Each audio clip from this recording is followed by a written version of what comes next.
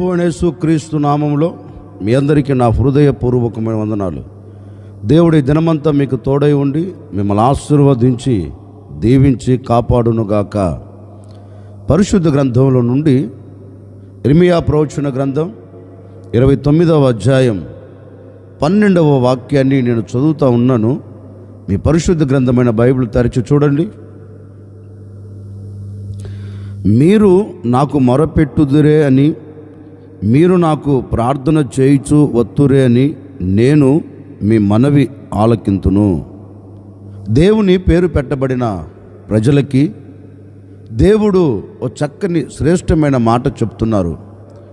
నా పేరు పెట్టబడిన నా జనులారా, మీరు నా సన్నిధిలోనికి ప్రార్థన చేయుటకు వస్తారు అని, మీరు నా సన్నిధిలో మొరపెట్టేదానికి వస్తారు అని, నేను మీ మనవిని ఆలకించేదానికి, నేను మీ మనవిని అంగీకరించేదానికి నేను మీ యొద్దకు దిగి వచ్చి ఉన్నాను.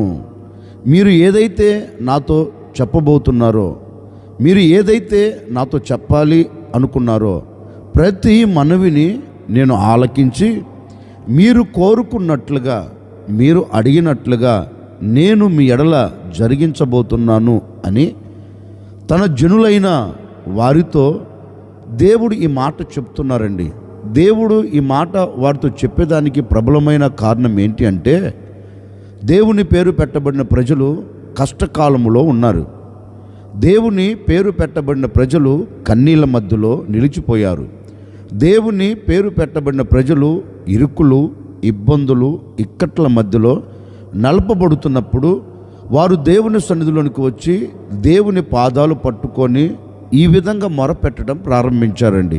అయ్యా, మేము ఎన్నో దినాల నుండి ఈ శత్రువుల చేతిలో నలపబడిపోతున్నాం. వీరి చేతుల్లో నుంచి మాకు విడుదల కలగట్లేదు. వీరి చేతుల నుంచి మేము విడుదల పొందలేక మేము నలపబడుతున్నాం కనుక ఒక్కసారి మా మొరను వినండి. మేము పడుతున్న బాధ ఏదో నీకు తెలుసు కదా. మేము ఏ శత్రువుల చేతిలో చిక్కుబడిపోయి కంట కన్నీరు కారుస్తున్నామో నీవు సమస్తము చూచే దేవుడవు కదా. అందుకని ఒక్కసారి నీవు మా వైపు తిరిగితే, ఒక్కసారి నీ కనుదృష్టి మా మీద నీవు పెడితే మేము అద్భుతం చూడగలుగుతామయ్యా. గనుక నీవు మా యొద్దకు వచ్చి మమ్మల్ని విడిపించున్నట్లుగా, మమ్మల్ని తప్పించున్నట్లుగా, ఈ శత్రువుల చేతుల్లోంచి మాకు విడుదల కలుగునట్లుగా నీ పాదాలు పట్టుకొని నీ సన్నిధిలో మేము మనవి చేస్తున్నాం.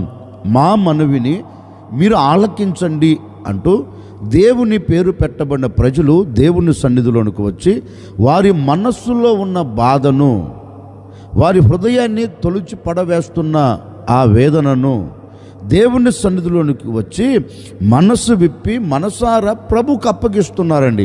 ప్రభు పాదాల చెంత మనవి చేస్తున్నారు. ఈ సమయంలో మా మనవిని వినగలిగిన వారు ఎవరు లేరు. ఈ సమయంలో మా మనవికి సమాధానమును పంపగలిగిన వారు ఎవరు లేరు. గనుక నీవే కదా మా దిక్కు, నీవే కదా మా ఆశ్రయం అన్నట్లుగా దేవుని మీద ఆధారపడిపోయారండి. దేవుని మీద ఆనుకొని పోయారండి.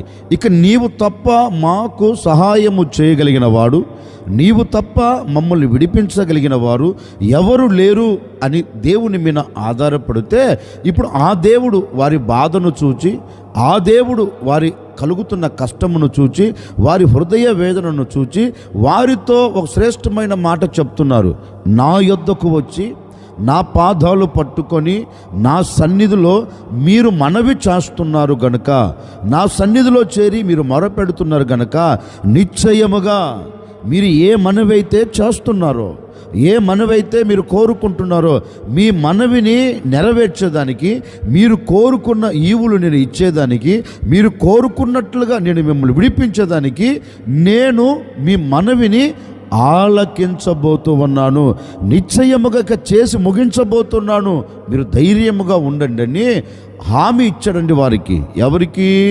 వేదనల మధ్యలో ఉన్న ప్రజలకి, కన్నీళ్ళ మధ్యలో ఉన్న ప్రజలకి, కష్టాల మధ్యలో ఉన్న ప్రజలకి, వేదన పడుతూ ఇక దిగులుతో కృంగిపోతున్న ప్రజలకి ఒక హామీ ఇచ్చాడు. ఏ హామీ అంటే, నేను మీ మనవిని విన్నా, నేను మీ మనవిని ఆలకించా, నిశ్చయముగా ఆలకించిన నేను ఏం చేయబోతున్నానంటే ఈ చోట నుండి నేను మిమ్మల్ని అందరినీ లేవనెత్తబోతూ ఉన్నాను.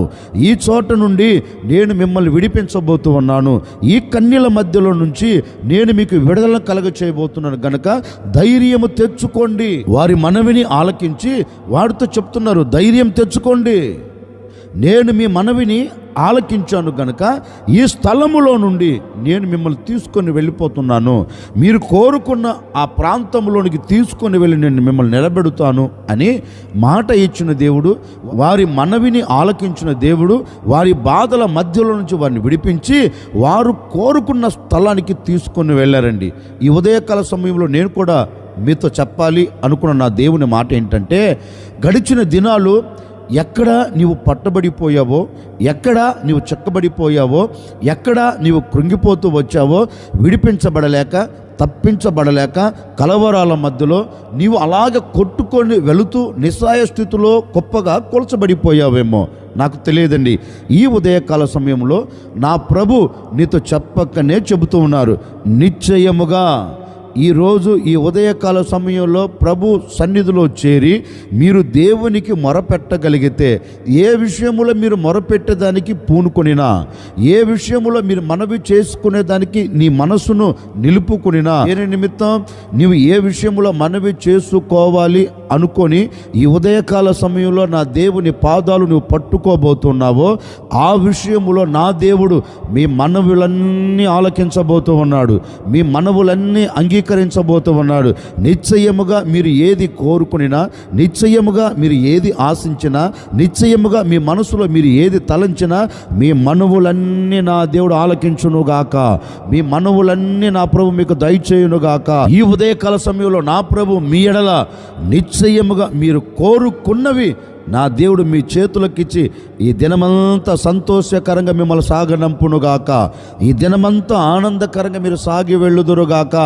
ఇప్పటి వరకు నువ్వు దుఃఖపడుతూ వచ్చావేమో, ఈ మాటలు వింటున్న వరకు ఒకవేళ నీ హృదయంలో వేదన కలుగుతూ వచ్చిందేమో, ఈ మాటలు వింటున్నంత వరకు ఒకవేళ నీ హృదయంలో ఒక ప్రశాంతత లేకుండా, నీ హృదయంలో ఒక నెమ్మది లేకుండా, నీ హృదయము పట్టబడినట్లుగా, నీకు కలిగినది పట్టబడినట్లుగా, ఒకవేళ నీకు కలిగినవన్నీ సమస్తము కోల్చివేయబడిన స్థితిలో ఉన్నాయేమో నాకు తెలియదండి. రోజు ఈ ఉదయకాల సమయంలో మీరు ప్రభువుని అడగండి, అయ్యా నా పని ఈ విధంగా మలచబడిపోయింది, అలా ఉండకూడదు, నా బ్రతుకు ఇలా మారిపోయింది, నా బ్రతుకు ఇలా ఉండకూడదు, నా బ్రతుకును కట్టండి, నా కుటుంబాన్ని కట్టండి, నా పిల్లలను కట్టండి, నాకు కలిగిన సమస్తమును కట్టండి అని ఈరోజు నీవు మనవి చేసుకోగలిగితే, నీకు కలిగిన దానిని బట్టి, నీకు కలుగుతున్న దానిని బట్టి, నీకు కలగబోతున్న దానిని బట్టి నీవు దేవుని సన్నిధిలో మనవి చేసుకోగలిగితే, నిశ్చయముగా ఈ ఉదయకాల సమయంలో నా ప్రభు నీ మనవిని ఆలకించబోతూ ఉన్నాడు.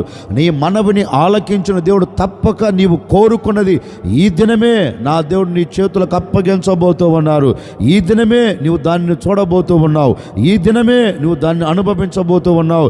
దేవుని పేరు పెట్టబడిన ప్రజలు దేవుని సన్నిధిలోనికి వచ్చి వారు మనవి చేస్తే వారి మనవిని ఆలకించి వారి పట్ల అద్భుతం చేసిన దేవుడు ఈరోజు నీవు మొరపెడితే నీ మనవిని ఆలకించి ఎందుకు అద్భుతం చేయడు?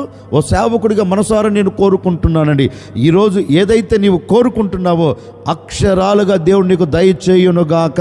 నీ మనవిని నా దేవుడు తప్పక ఆలకించబోతూ ఉన్నాడు, తప్పక దాన్ని అంగీకరించబోతున్నాడు, తప్పక దాన్ని నెరవేర్చబోతూ ఉన్నాడు.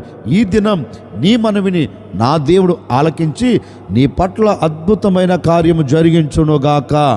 అందుకే దేవుని ప్రజలతో దేవుడు అంటారు, మీరు నా సన్నిధిలోనికి మొరపెట్టేదానికి వచ్చారు కదా, మీరు నా సన్నిధిలో ప్రార్థన చేసేదానికి వచ్చారు కదా, వచ్చిన మీ ప్రార్థన ఆలకించుటకు నేను మీ అంతకు దిగి వచ్చాను అని వారి ప్రార్థన వారి మనవిని ఆలకించి వారి పట్ల అద్భుతం చేశారండి. ఆయన మన మనవి ఆలకిస్తే మనకేం కలుగుతుంది?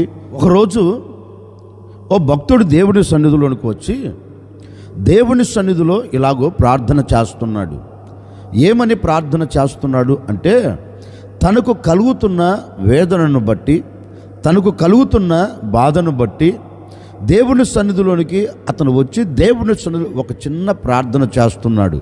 ఇతగాడు దేవుని సన్నిధిలోనికి వచ్చి ప్రార్థన చేసేదానికి ప్రబలమైన కారణం ఏంటి అంటే, తల్లి తనకు ఒక నామకరణ చేసిందండి.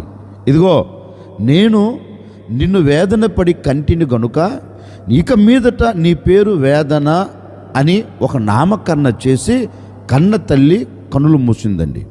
ఆనాటి నుండి ఇతగాడు పెంచబడుతూ ఉన్నాడు. వయసు పెరుగుతుంది. వయసుతో పాటు ఇతని మీద మోపబడిన నింద తొలగిపోలేదండి.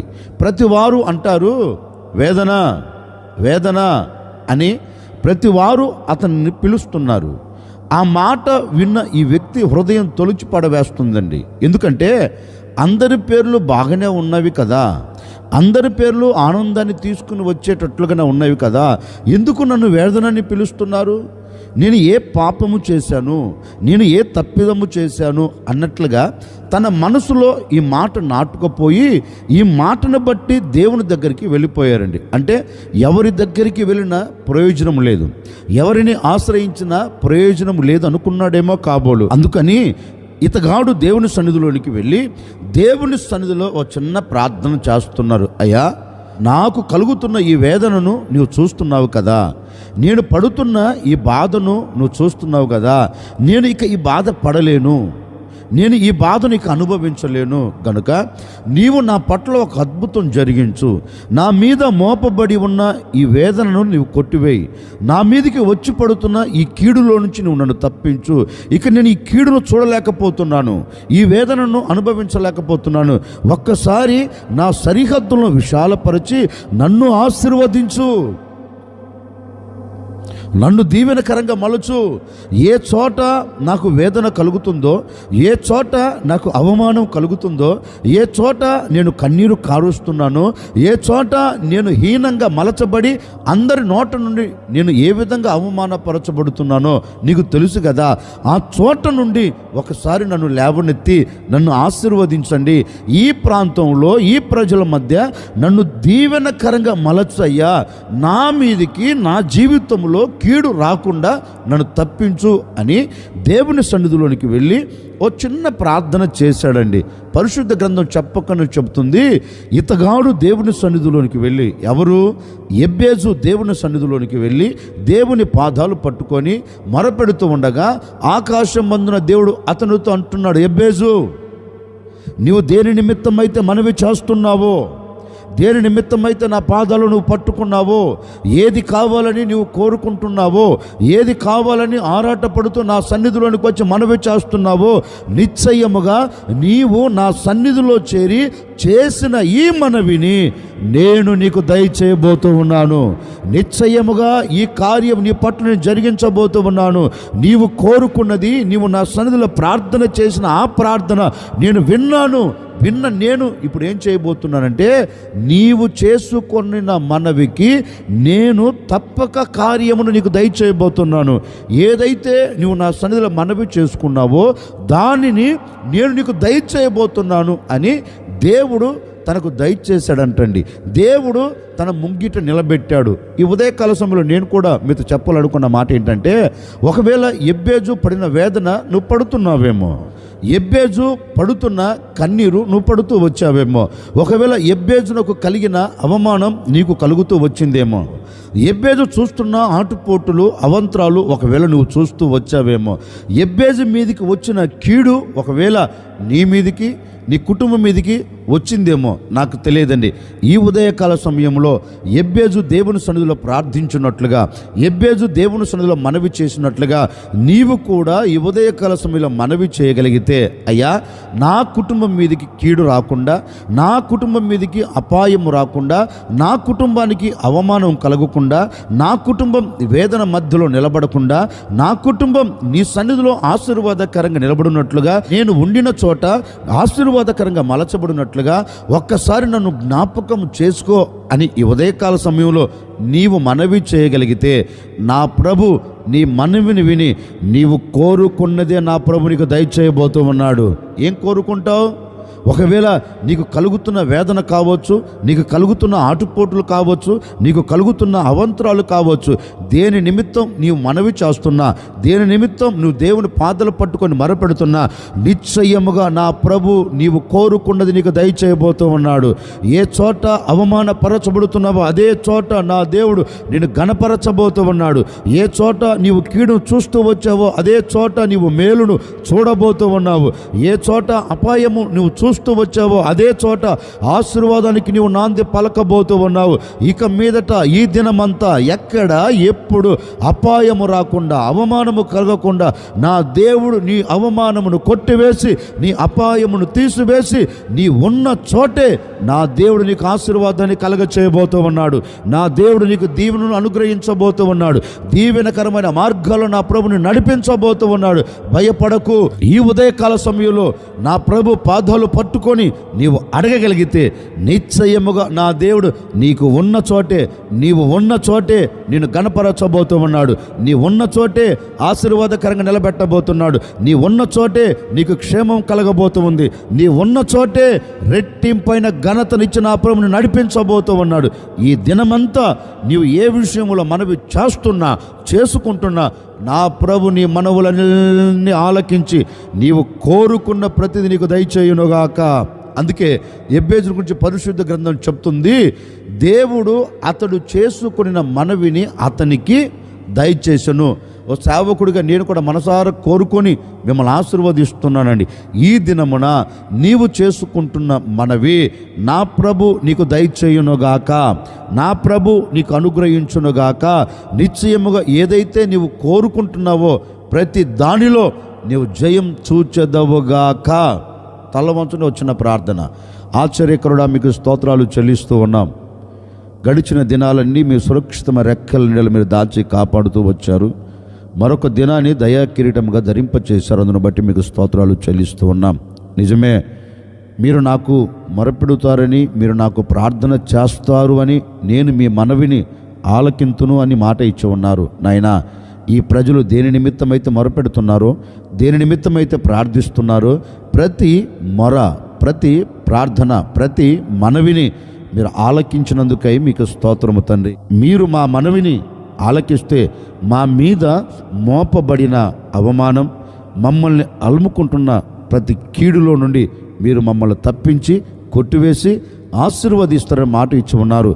ఈ ప్రజలు ఈ దినం ఎక్కడ నిలబడినా కీడు తొలగిపోవునుగాక. ఈ ప్రజలు ఎక్కడ నిలబడినా అవమానం తొలగిపోవునుగాక. వీరు చేస్తున్న చేతి పనిలో ఆశీర్వాదం కలగాలి. వీరు వెళ్తున్న మార్గంలో దీవెన కలగాలి. వీరు చేస్తున్న నాయన వ్యాపారంలో, ఉద్యోగంలో, చదువుల రంగంలో, ప్రతి విషయంలో నాయన బిడలకు ఘనత కలుగునట్లుగా, బిడలకు క్షేమం కలుగునట్లుగా, బిడలకు ఆశీర్వాదం కలుగునట్లుగా ఒక అద్భుతమైన కార్యం ఈ ప్రజల పట్ల మీరు జరిగించి మహిమ పొందుకోమని యేసు నామములో అడిగి వేడుకొనుచున్నాము తండ్రి. ఆమెన్. ఈ దినమంతా నా ప్రభు మీకు తోడై ఉండి మీరు చేసుకుంటున్న ప్రతి మనవిని నా దేవుడు ఆలకించి మీరు కోరుకున్న ప్రతి దానిని మీకు నా ప్రభు దయచేయునుగాక.